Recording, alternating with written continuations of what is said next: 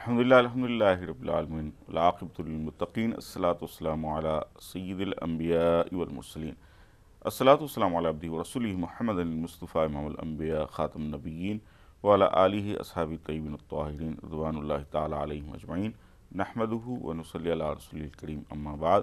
ہزار بار بشوہم دہن زمشک و گلاب انور نامت گفتن کمال بے ادبی است.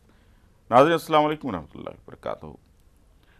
آپ کے ہر دل عزیز پروگرام شریعت کے آئینے میں آپ کا میزبان سید کاظم شرفی آپ تمام کا تہ دل سے خیر مقدم کرتا ہے.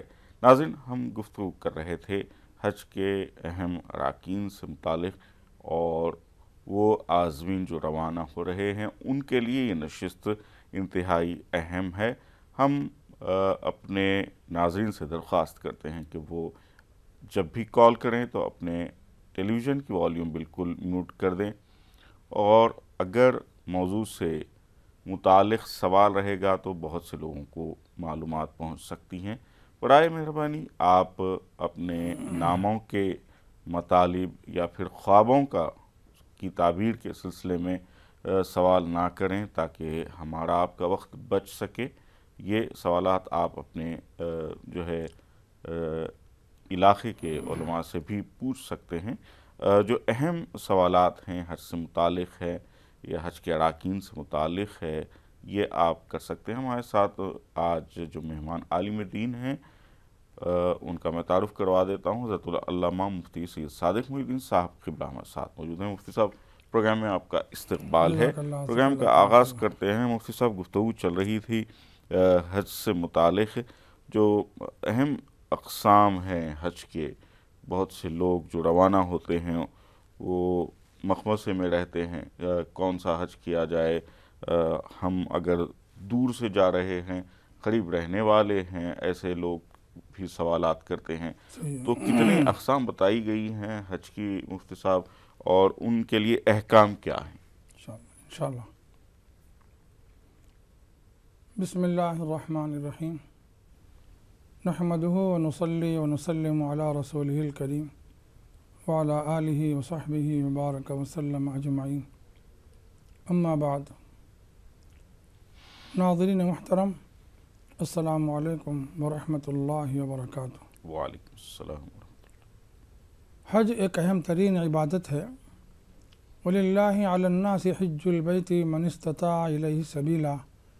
یہ ارشاد باری ہے، وہ لوگ جو صاحب استطاعت ہیں، جن کے ہاں اپنے مقام سے مکۃ المکرمہ تک پہنچنے اور وہاں سے واپس لوٹنے، وہاں کے ضروری اخراجات کی تکمیل کے لیے اسباب جمع ہو جاتے ہیں، تو ان پر حج فرض ہو جاتا ہے. اور یہ فرض زندگی تمام میں ایک مرتبہ ہے. ظاہر ہے اب حج کرنے والے مختلف لوگ ہوتے ہیں.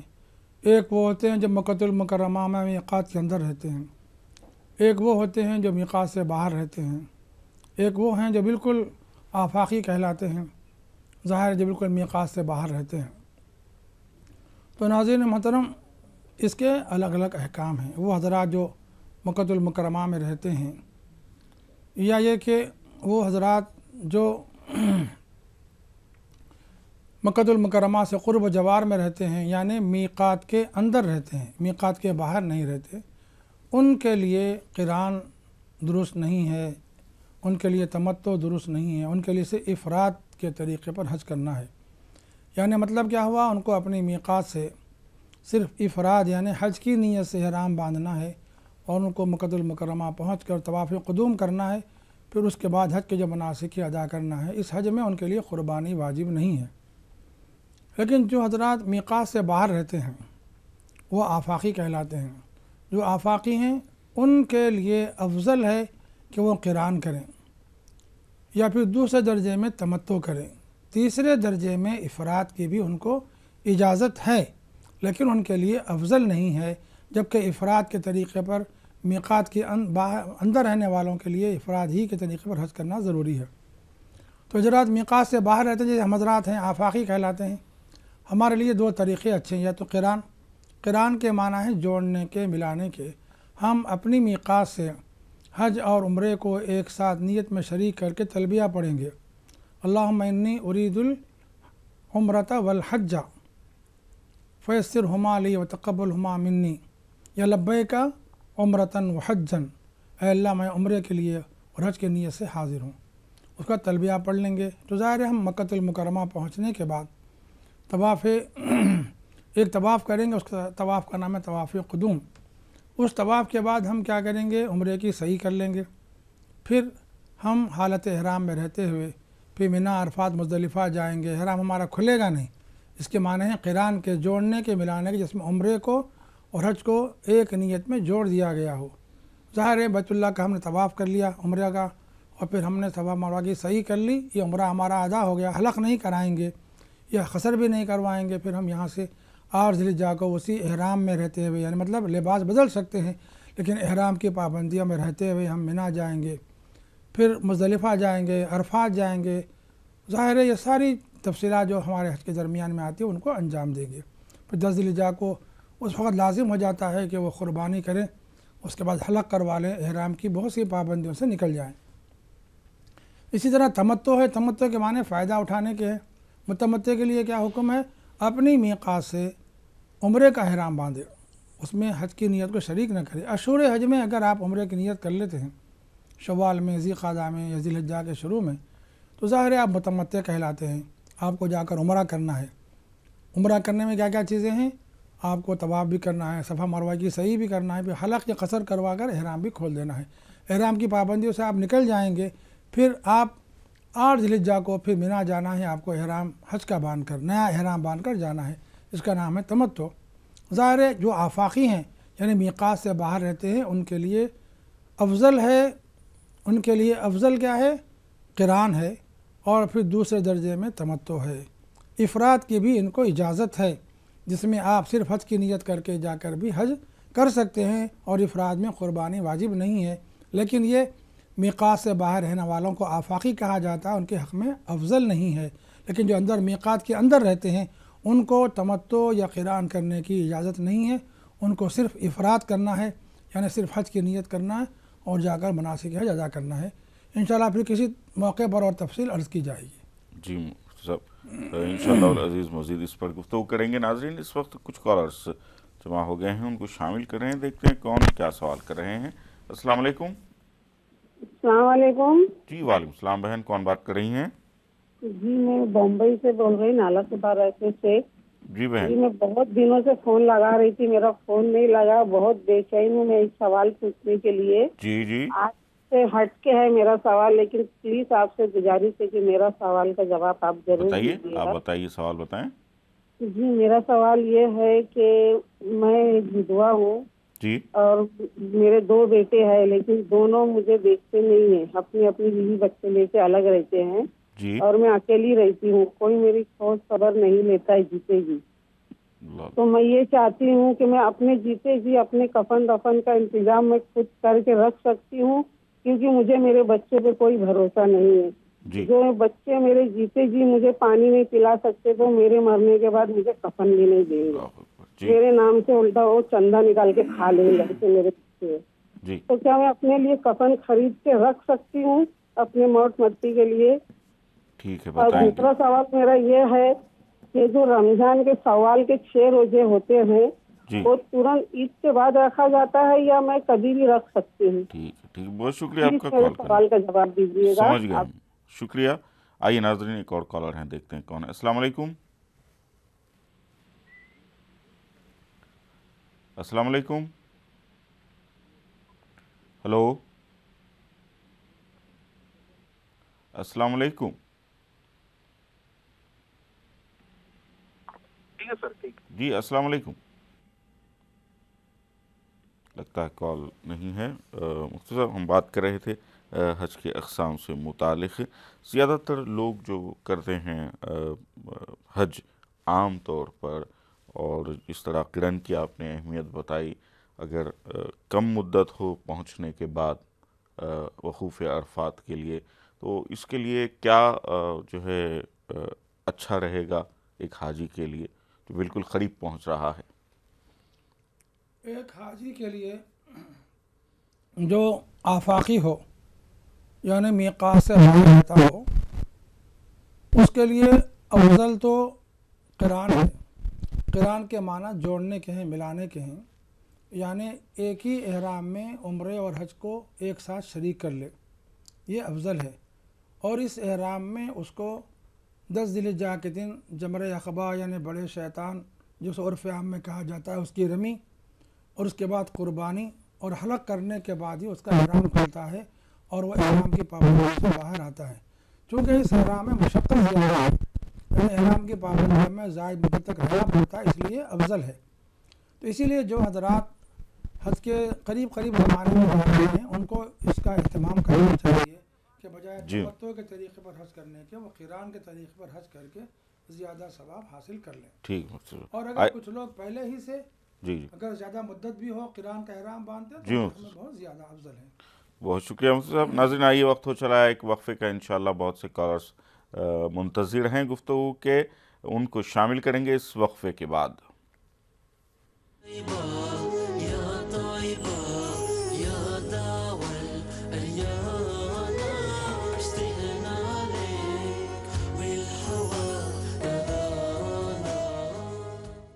شریعت کے آئینے میں پروگرام میں ایک بار پھر آپ کا خیر مقدم ہے۔ ناظرین اس وقت کچھ کالرز ہم سے جڑ گئے ہیں، دیکھتے ہیں کون ہیں۔ السلام علیکم۔ ہیلو، ارے اتنی آواز نہیں آ رہی۔ السلام علیکم۔ ہیلو،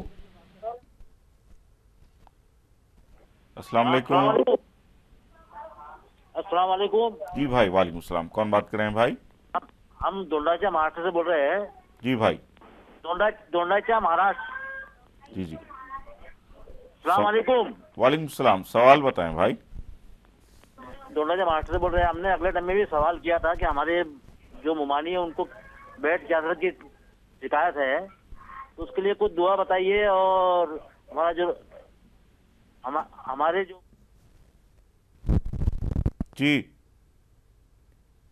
جی بھائی، آپ کا سوال پہنچ گیا ہے، بہت شکریہ کال کرنے کا۔ ایک اور کالر ہیں۔ السلام علیکم۔ ہلو، السلام علیکم۔ وعلیکم السلام۔ جی بھائی، کون بات کر رہے ہیں؟ میں محمد سالار بڑا کرا رہا ہوں میرا بات۔ جی بھائی، سوال بتائیں۔ سر سوال یہ ہے کہ کسی غریب کے پاس اگر کبھی حج جانے کے لیے پیسے کم گرتے ہیں اور وہ عمرہ کر لیتا ہے تو کیا اس کا حج میں گنتی آ جائیں گی سر؟ کیونکہ جانا تو ایک ہی جگہ پہ ہے پر آئکام الگ الگ ہے۔ بھائی تھوڑا سا آواز کم آ رہا ہے آپ کا، تھوڑا آواز سے بات کریں بھائی۔ ہلو، السلام علیکم۔ جی وعلیکم، ہاں بتائیے، سوال بتائیں۔ سوال یہ سر کہ کوئی شخص کے پاس حج جانا ہے اور اس کے پاس پیسے کی کمی ہے جی، تو وہ عمرہ کر لے تو کیا اس کی نیت حج کی میں گنتی میں آ جائیں گے سر؟ جی بتائیں گے۔ بہت شکریہ کال کرنے کا۔ آئیے ناظرین اس سوال کے بعد ایک اور کالر کو شامل کرتے ہیں، دیکھتے ہیں کون ہے۔ السلام علیکم۔ ہاں، السلام علیکم۔ جی وعلیکم السلام۔ ہاں جی، میرا سوال یہ ہے کہ جب عرفات کے میدان میں جاتے ہیں تو وہاں پر جو دعائیں کی جاتی ہے جی، وہ دعائیں صرف اپنے لیے کی جاتی ہے یا سب کے لیے؟ جی ٹھیک ہے، بتائیں گے۔ بہت شکریہ آپ کا کال کرنے کا۔ آئیے گفتگو کے سلسلے کو آگے بڑھاتے ہیں۔ سب سے پہلے بہن نے جو سوال کیا ان کو لے لیتے ہیں۔ کچھ معاشرے کی آج کی نوجوانوں کی جو کیفیت ہے اس کا انہوں نے ذکر کیا۔ والدہ کو چھوڑ دیا ہے بچوں نے، اور جو ہے عجیب و غریب حالات ہے۔ انہوں نے کہا ہے کہ اپنے بچوں پر میں بھروسہ بھی نہیں کر سکتی، ایسی صورت میں جو اپنے آخری وقت کے معاملات ہیں اس کے لیے ساری چیزیں اگر جمع کر لوں تو یہ بہتر رہے گا کیا؟ ہماری اماں جان نے بڑا درد بھرا سوال کیا ہے۔ ماں کا مقام بہت بڑا ہے۔ سیدنا محمد رسول اللہ صلی اللہ علیہ وسلم کا ارشاد پاک ہے، الجنت تحت اقدام الامہات، جنت ماں کے قدموں کے نیچے ہے۔ معلوم یہ ہوا کہ ماں اگر راضی رہے تو جنت میں داخلہ ہمارے لیے آسان ہے، اور اگر ہم بہت سے اعمال صالحہ کا ذخیرہ ہم نے جمع کر لیا ہے، ماں کو ہم نے ناراض کر لیا ہے تو جنت میں جانا ہمارے لیے بہت مشکل ہے۔ تو ظاہر ہے یہ ہماری اماں جان جنہوں نے سوال کیا ہے ان کی اولاد اگر ہمارا پروگرام سن رہی ہو تو ماں کی قدر و قیمت کو جانیں، اور قرآن پاک میں جہاں اللہ تعالیٰ نے والدین کے ساتھ حسن سلوک کا ذکر فرمایا ہے وہاں صرف والد کا تذکرہ فرما کر اپنے روئے سخن کو والدہ کی طرف پھیر دیا ہے۔ تو اس سے معلوم ہوتا ہے کہ ماں والد سے زیادہ ماں کا بڑا درجہ ہے، ماں کا مرتبہ ہے۔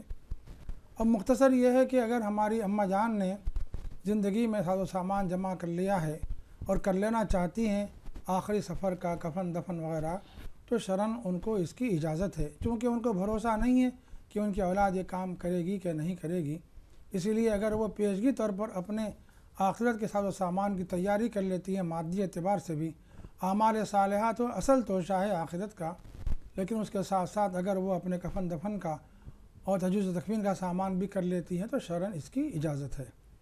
جی مفتی صاحب، بھائی نے دعا کے لیے کہا ہے، بیمار ہیں ان کے رشتہ دار، کوئی دعا بتا دیں جس کی وجہ سے بیماری جاتی ہے۔ ہمارے سوال کیا ہے کہ وہ کینسر کی مریض ہیں، ظاہر خون کا بلڈ کینسر ہے، تو سیدنا محمد رسول اللہ صلی اللہ علیہ وسلم نے دعائیں سکھائی ہیں سارے امراض کے لیے، اور سیء الاسقام یعنی ایسے امراض جو بہت زیادہ نقصان و ضرر پہنچانے والے ہیں، ان امراض کے لیے بھی آپ صلی اللہ علیہ وسلم نے دعا سکھائی ہے۔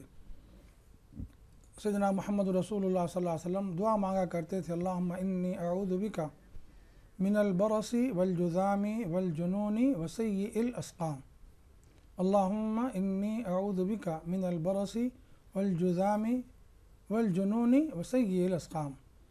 برس داغ دھبے کی جو بیماری ہوتی ہے، جذام جس میں اعضاء جھڑ جاتے ہیں، اور برے سارے امراض، وسیء الاسقام کے اندر پورے امراض آ گئے جو انسان کو نقصان پہنچاتے ہیں، ضرر پہنچاتے ہیں، ان سب سے ہم اللہ کی پناہ مانگ رہے ہیں، اس دعا کے ذریعے سے پناہ چاہ رہے ہیں، اللہم انی اعوذ بک من البرص والجذام والجنون وسیء الاسقام۔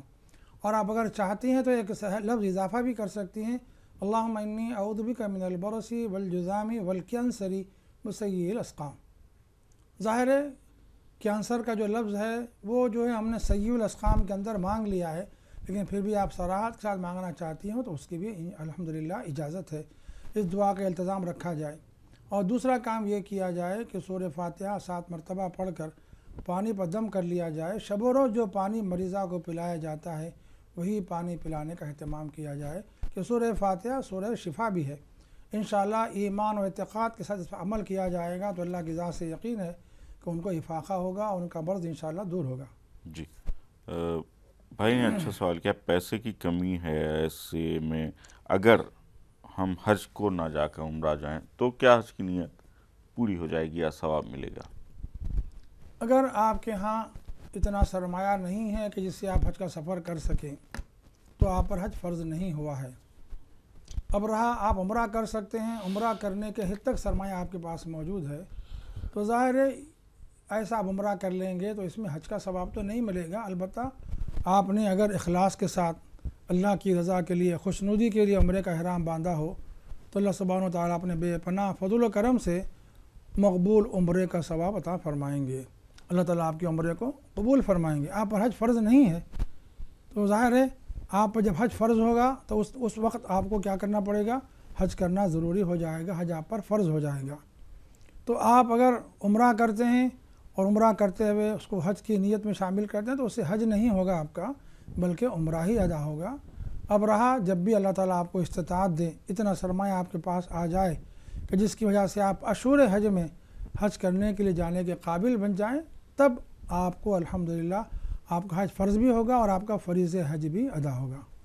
جی مفتی صاحب، عرفات میں دعا کرنے کے متعلق سوال کیا، ہم سب کے لیے دعا کرتے ہیں عرفات میں دعا کرنا کیسا ہے، کیا دعا کرنی چاہیے؟ یہ عرفات میں اللہ تعالیٰ دعاؤں کو قبول فرماتے ہیں، اور حج میں وقوف عرفہ یعنی میدان عرفات میں قیام کرنا یہ حج کا اہم ترین رکن ہے، اہم ترین فریضہ ہے۔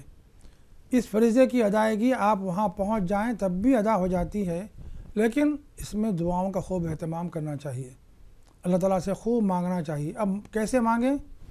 دعا کا ادب یہ ہے کہ سب سے پہلے ہم اپنے لیے مانگیں، اپنی دنیا کے لیے، اپنی آخرت کے لیے، اپنی دنیا کی بھلائیاں مانگیں، آخرت کی بھلائیاں کامیابیاں مانگیں، اپنے اولاد کی اور اپنے بیوی بچوں کی، اپنے خاندان والوں کے لیے بھلائیاں مانگیں، سارے ایمان والوں کے لیے خیر مانگیں، سارے ملک میں ساری دنیا میں رہنے والے ایمان والوں کے لیے دعا کریں، اور یہاں تک کہ جو موجود ہیں سارے عالم میں ان کے لیے بھی دعا کریں، اور جو دنیا سے رخصت ہو چکے ہیں ایمان والے ان کی مغفرت کی بخشش کی دعا کریں، اور جو ہمارے بھائی ہیں جو ایمان کی نعمت سے مشرف نہیں ہو سکے ہیں اللہ تعالیٰ سے ان کے لیے دعا کر دیں کہ پروردگار عالم ان کو بھی ایمان کی نعمت سے بہرمند فرما دیجیے۔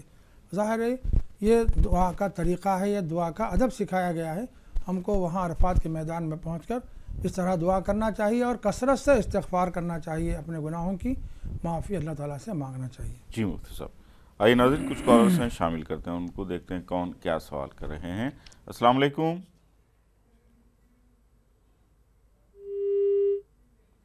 السلام علیکم۔ ہلو، السلام علیکم۔ جی وعلیکم السلام، کون بات کر رہے ہیں؟ یہ مہاراشٹر پربھنی سے۔ پربھنی سے، جی بتائیے کیا سوال ہے؟ ہمارے بچہ بہت پریشان ہے، کام دھندے میں برکت نہیں۔ جی ہمارے ہلو سمجھ گیا بہن، سمجھ گیا سوال، بہت شکریہ کال کرنے کا۔ ایک اور کالر ہیں، دیکھتے ہیں کون ہیں۔ السلام علیکم۔ ہلو، السلام علیکم۔ ہلو، میرا سوال ہے اسلام میں ختنہ کی اہمیت کیا ہے؟ اسلام کے اندر ختنہ کرنے کی اہمیت کیا ہے، اور یہ ختنہ کا سلسلہ کب سے شروع ہوا ہے؟ جی اس کے بارے میں ذرا تفصیل سے بتائیں گے تو بڑی مہربانی ہوگی۔ جی بھائی، بہت شکریہ کال کرنے کا، ابھی بتائیں گے۔ آئیے ناظرین ایک اور کالر ہیں، دیکھتے ہیں کون ہے۔ السلام علیکم۔ ہلو، السلام علیکم۔ ہلو، لگتا ہے کال ڈراپ ہو گئی ہے۔ مفتی صاحب بات کر رہے تھے دعاؤں کے سلسلے میں عرفات کی۔ مینا سے جب روانہ ہوتے ہیں اور یا پھر مکے سے مینا پہنچتے ہیں، جتنے عازمین ان کے لیے کیا احکام ہیں مینا میں؟ ان کا اکثر یہ ہوتا ہے کہ 8 کو پہنچ جاتے ہیں، 8 تاریخ کو مینا کی۔ کیا تواریخ کے دوران کہاں کہاں پہنچنا ہونا چاہیے اور کیا کیا ان کے معمولات ہونے چاہیے؟ الحمدللہ بڑا اچھا سوال آپ نے کیا ہے، انشاءاللہ ناظرین کو اس سے بہت فائدہ ہوگا۔ 8 ذی الحجہ کو ہم مکۃ المکرمہ سے حج کا احرام باندھیں گے جو متمتع ہیں، اور جنہوں نے افراد کا یعنی تنہا حج کا احرام اپنی میقات سے باندھ لیا ہے ان کو پھر یہاں سے پھر سے احرام کی تجدید کرنا نہیں ہے۔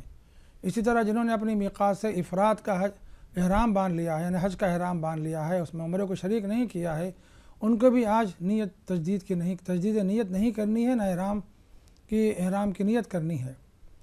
اب رہا وہ حضرات جنہوں نے تمتع کی نیت سے احرام باندھا تھا اشہر حج میں اور عمرہ مکۃ المکرمہ پہنچ کر عمرہ ادا کر لیا تھا، ان کے لیے آج موقع ہے احرام باندھنے کا حج کی نیت سے۔ ظاہر ہے جب حج کی نیت سے متمتع احرام باندھیں گے، قارن اور مفرد تو پہلے ہی سے احرام میں ہیں، وہ بس اسی احرام کے ساتھ مینا جائیں گے 8 ذی الحجہ کو۔ مینا کا قیام 8 ذی الحجہ کا سنت ہے، فرض یا واجب نہیں ہے۔ مینا میں ہمارا جو کام ہے وہ یہ ہے کہ 8 ذی الحجہ کے وہاں ظہر پڑھیں گے، عصر پڑھیں گے، مغرب پڑھیں گے، عشاء پڑھیں گے، اور پھر اس کے بعد آنے والی تاریخ یعنی 9 ذی الحجہ کی صبح کی فجر بھی انشاءاللہ مینا میں ادا کریں گے۔ پھر مینا سے ہم 10 ذی الحجہ ہے آج، ہم کو پھر عرفات کے میدان جانا ہے۔ ظاہر عرفات کا جو وقوف ہے وہ حج کا اہم ترین فرض ہے۔ اگر کسی کا وقوف عرفات چھوٹ جاتا ہے تو حج نہیں ہوتا، تو ان کو چاہیے کہ وقوف عرفہ کا بہت اہتمام کریں۔ وقوف عرفہ کیسے ہوگا؟ زوال کے وقت ہم پہنچ جائیں گے کہاں پر؟ میدان عرفات میں، اور اگر کچھ تاخیر بھی ہوگی پہنچنے میں کوئی حرج نہیں ہے، ہمارا وہاں وقت گزرنا چاہیے غروب آفتاب تک۔ غروب آفتاب تک بھی ہم کسی وجہ سے نہیں پہنچ پائے ہیں، بیماری کی وجہ سے یا ہجوم کی وجہ سے، تو ظاہر ہے ہم مغرب کے بعد بھی جب میدان عرفات پہنچ جاتے ہیں تو صبح صادق سے پہلے تک ہمارا وہاں وقوف کر لینا، رک جانا کچھ دیر کے لیے ہمارے فریضہ حج کو الحمدللہ ادا کر دیتا ہے۔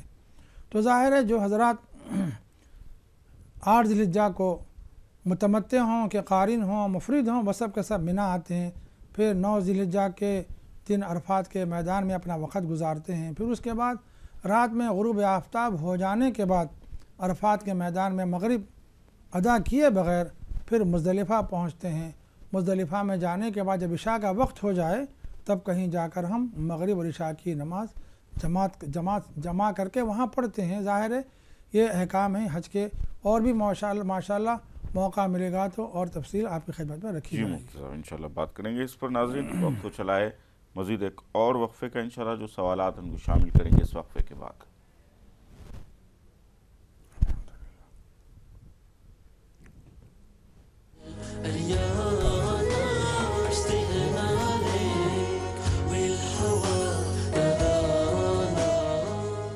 پروگرام میں ایک بار پھر آپ کا خیر مقدم ہے۔ ناظرین کچھ کالرز منتظر ہیں گفتگو کے، دیکھتے ہیں کون ہیں۔ السلام علیکم۔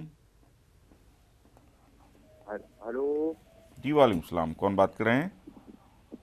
جی محمد ایوب خان ریٹائر فوجی۔ جی ایوب بھائی کیا سوال ہے؟ ہمارا سوال یہ ہے سر کہ یہ سلام جو ہے السلام علیکم جی ورحمۃ اللہ ہے، جی، اور جواب بھی پورا دینا چاہیے السلام علیکم ورحمۃ اللہ وبرکاتہ۔ تو میں کئی مسلمانوں کو دیکھ رہا ہوں کہ آدھا جواب کیوں دیتے ہیں السلام علیکم وعلیکم السلام، السلام علیکم وعلیکم السلام۔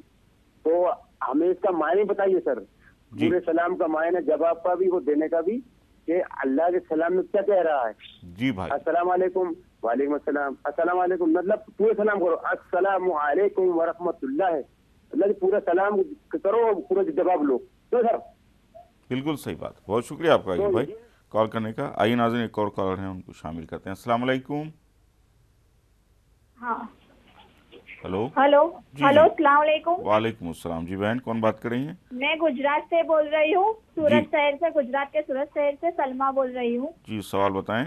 مجھے اپنے والد صاحب کے بارے میں بات کرنی تھی۔ جی میرے والد صاحب کو رات کو اچھے سے نیند نہیں آتی، مطلب میں نیند ہی نہیں آتی، پورا آنکھ کھلتی رہتی ہے، بے چینی رہتی ہے پوری رات، ٹھیک سے سو ہی نہیں پاتے، صبح اٹھتے تو نیند ان کی پوری ہی نہیں ہوتی، ایسا۔ ٹھیک اور بتائیں گے۔ ٹینشن سر پہ۔ جی سمجھ گیا میں آپ کا سوال، بہت شکریہ۔ کالر ہیں، دیکھتے ہیں کون ہے۔ السلام علیکم۔ ہلو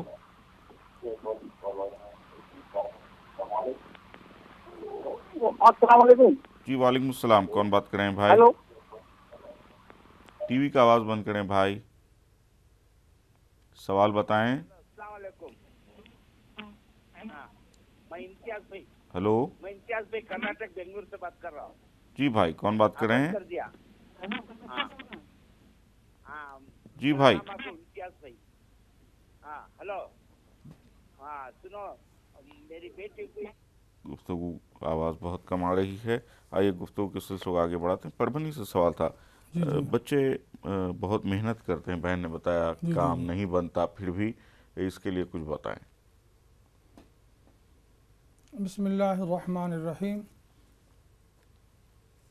اگر ہم رزق و روزی کے لیے محنت کرتے ہیں، اس کے باوجود جیسے رزق و روزی ہمارے لیے مہیا ہونا چاہیے نہیں ہوتی ہے، تو ہم کو اپنا جائزہ لینا چاہیے کہ کہیں ہم سے کوئی چوک تو نہیں ہو رہی ہے، کہیں ہم سے فرائض تو نہیں چھوٹ رہے ہیں، کہیں ہم سے سنن کہیں ترک تو نہیں ہو رہے ہیں، اور کہیں ہم سے بندوں کے حقوق تو ضائع نہیں ہو رہے ہیں۔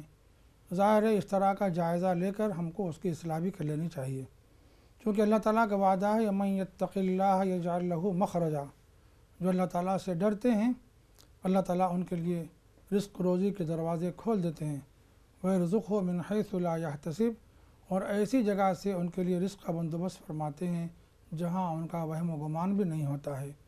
تو اللہ کا وعدہ ہے، اس پر ہم کو ایمان و یقین رکھنا چاہیے۔ اور پھر اس کے باوجود اگر ہم سے کوئی کوتاہی ہو رہی ہے تو کثرت سے استغفار کریں۔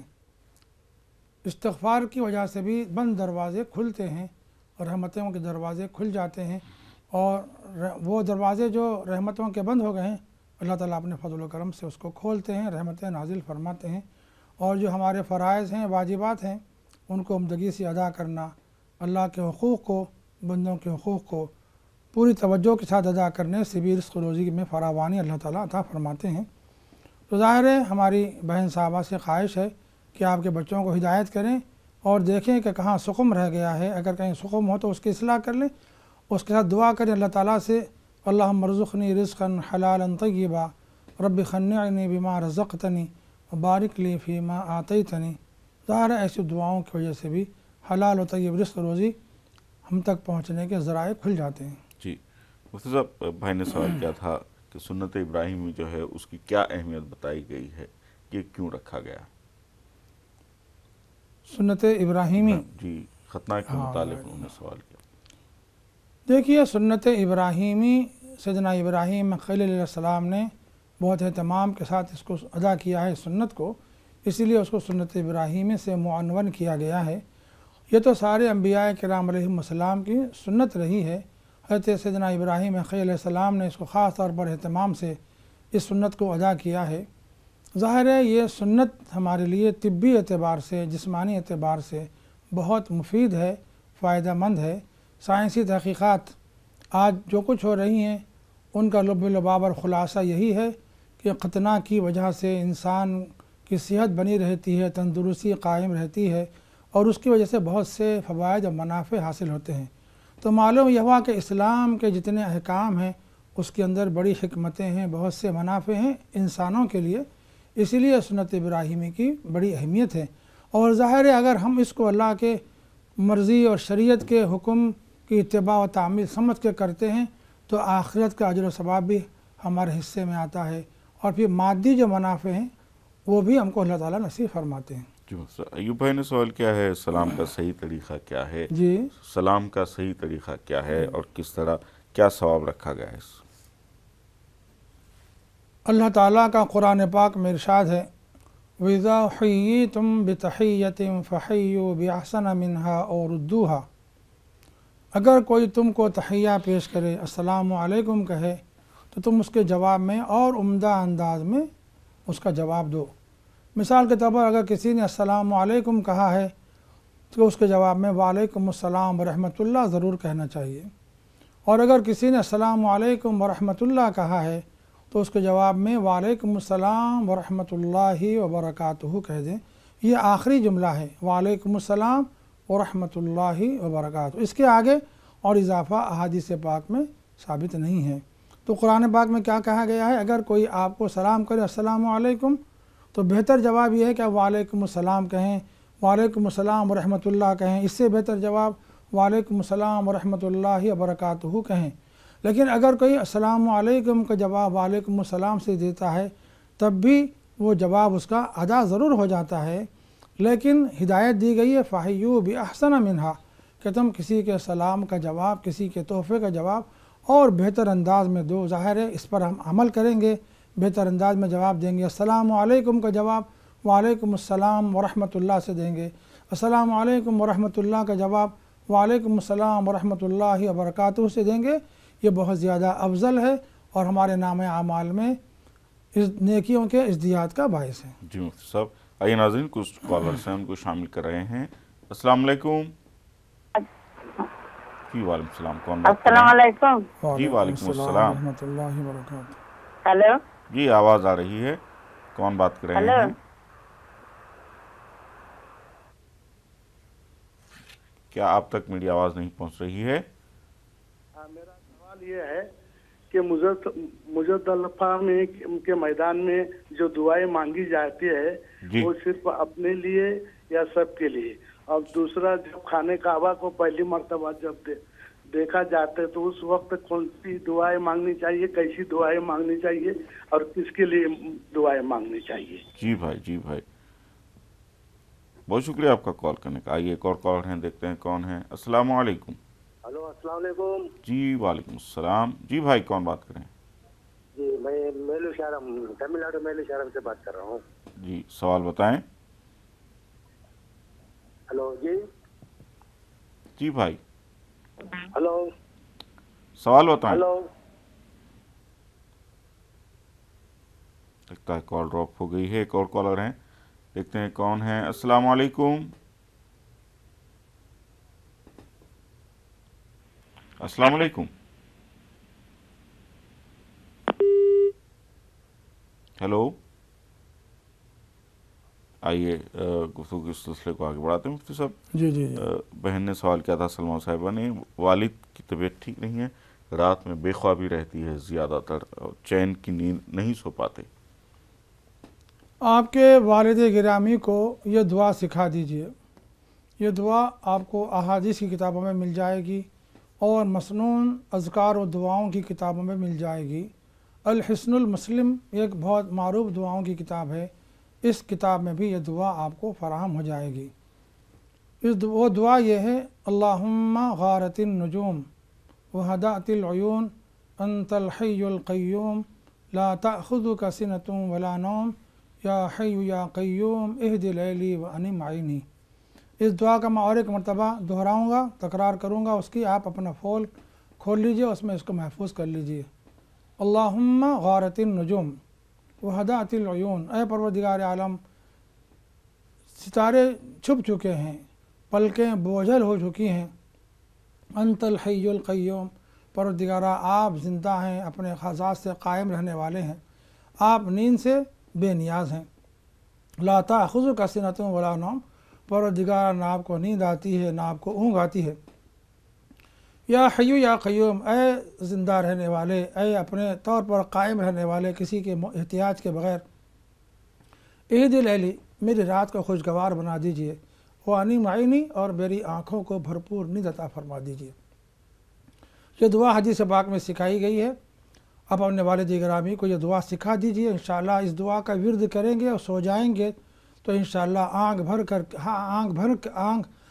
کر بھرپور نیند انشاءاللہ ان کو آ جائے گی. جی ابھی سوال کیا تھا بھائی نے، بہت اچھا سوال ہے. خانہ کعبہ کو جب پہلی نظر پڑتی ہے جی جی کس کے لیے دعا کریں، کیا دعا کریں؟ خانہ کعبہ پر جب نظر پڑ جائے تو ایک جامع دعا کر لے. ایک تو ہے ربنا آتنا فی الدنیا حسنہ وفی الآخرۃ حسنہ وقنا عذاب النار. یہ جامع دعاؤں میں سب سے جامع دعا ہے. یہ ان دعاؤں میں ہے جو بہت جامع دعائیں کہلاتی ہیں. اور پھر یہ دعا کر لی جائے کہ اے اللہ مجھے مستجاب الدعوات بنا دیجئے. کیا دعا کریں گے؟ اے اللہ مجھے مستجاب الدعوات بنا دیجئے، یعنی اے اللہ میں جو دعا کروں وہ دعا میری قبول ہو جائے. تو بیت اللہ خانہ کعبہ کو دیکھتے وقت جو دعا کی جاتی ہے انشاءاللہ وہ ضرور قبول ہوتی ہے. اگر یہ دعا قبول ہو جائے کہ اے اللہ مجھے مستجاب الدعوات بنا دے، تو جب بھی ہم مدینہ شریف میں، مکہ شریف میں، حرم پاک میں، منی میں، عرفات میں، مزدلفہ میں، جہاں جہاں مقامات مقدسہ میں دعا کریں گے، اپنے وطن واپس لوٹ کر دعا کریں گے تو انشاءاللہ ہماری دعائیں ہمیشہ قبول ہوں گی.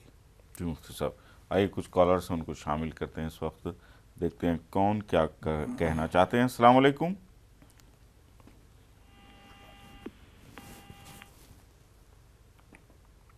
السلام علیکم. ہلو. السلام علیکم. وعلیکم السلام. بہن کون بات کر رہی ہیں؟ ہم دلی سے بول رہے ہیں جی. ہم بڑا پریشانی میں ہیں. دیکھو جی جی یہ سوال بتائیں. ہاں بول رہے ہیں جی. دیکھو نا میرا آدمی تو دوسرا شادی کی تھی جی، اس کے بعد میں وہ روپیہ پیسہ وہ دوسرا بیوی کو سب دیتے رہتا ہے. میرا ایک لڑکا ہے وہ لڑکا بھی بیوی کے ساتھ میں یہ رہتا ہے، میرا بھی کچھ دھیان نہیں دیتا ہے. میرا آدمی جتنا کماتا ہے بولتا ہے میرا پیسہ نہیں ہے، پیسہ نہیں ہے، پورا پیسہ ادھار کر دیتا ہے. تو ہم اس کا پیسہ اپنا ہاتھ سے لے سکتے ہیں؟ میرا بھی تو کھانا ہے، پہننا ہے، رہنا ہے، ہم کہاں جائیں؟ وہ اپنا مرضی سے ہم کو دیتا نہیں ہے. ٹھیک ہے سمجھ گیا میں. بہت شکریہ کال کرنے کا، بہت شکریہ. آئیے ایک اور کالر ہیں، دیکھتے ہیں کون ہیں. السلام علیکم. السلام علیکم.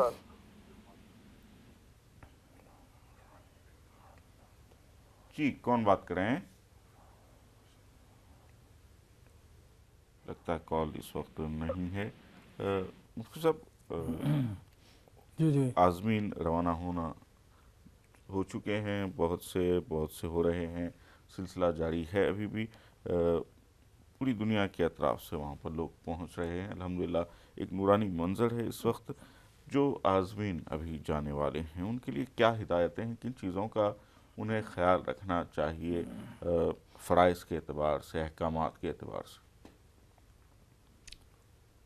اللہ سبحانہ و تعالیٰ نے قرآن پاک میں ہدایت فرمائی ہے حاجیوں کو خاص طور سے، وَتَزَوَّدُوا فَإِنَّ خَيْرَ الزَّادِ التَّقْوَىٰ وَاتَّقُونِ يَا أُولِي الْأَلْبَابِ، آپ سامان سفر ضرور تیار کر لیجئے، کہیں آپ کو کسی کے آگے دست سوال دراز کرنے کی نوبت نہ آئے، نہ اثناء سفر نہ وہاں مکۃ المکرمہ میں مدینۃ المنورہ میں آپ کو کسی سے مانگنے کی نوبت نہ آئے، اتنا زادرہ اپنے ساتھ رکھ لیجئے۔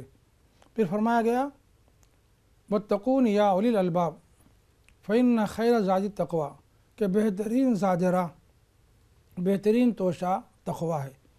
تو مادی اسباب کے ساتھ ساتھ تقویٰ کو ہم اپنے سفر میں ضرور اختیار کریں، تقویٰ کو ہم زادرہ بنائیں۔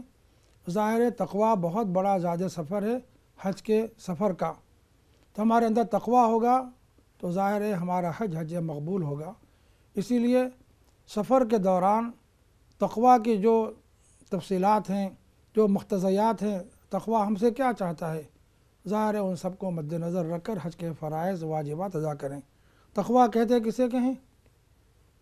تقویٰ کہتے ہیں اللہ کی مرضیات کے مطابق زندگی گزارنے کو، نامرضیات سے دستبردار ہو جانے کو، ظاہر ہے یہ تقویٰ ہے۔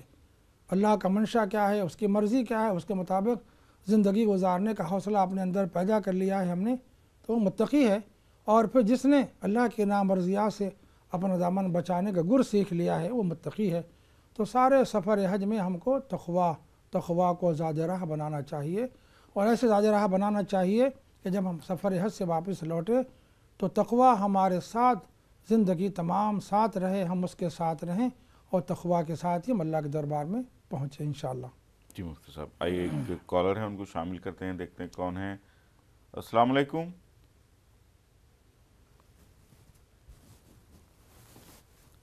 السلام علیکم۔ ہیلو جی بھائی۔ السلام علیکم۔ جی وعلیکم السلام، کون بات کر رہے ہیں؟ میں محمد ندیم بات کر رہا ہوں۔ جی سوال بتائیں۔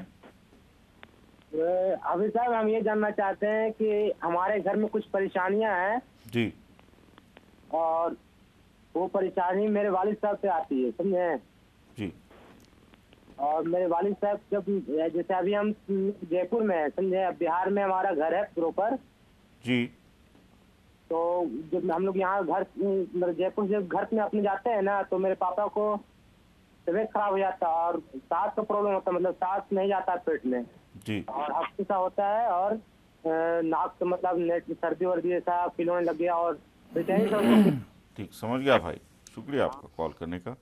آئیے ناظرین ایک اور کالر ہیں ان کو شامل کرتے ہیں۔ السلام علیکم۔ وعلیکم السلام، میرا نام بنگلور کرناٹک۔ السلام علیکم۔ امتیاز میرا نام۔ Hello hello,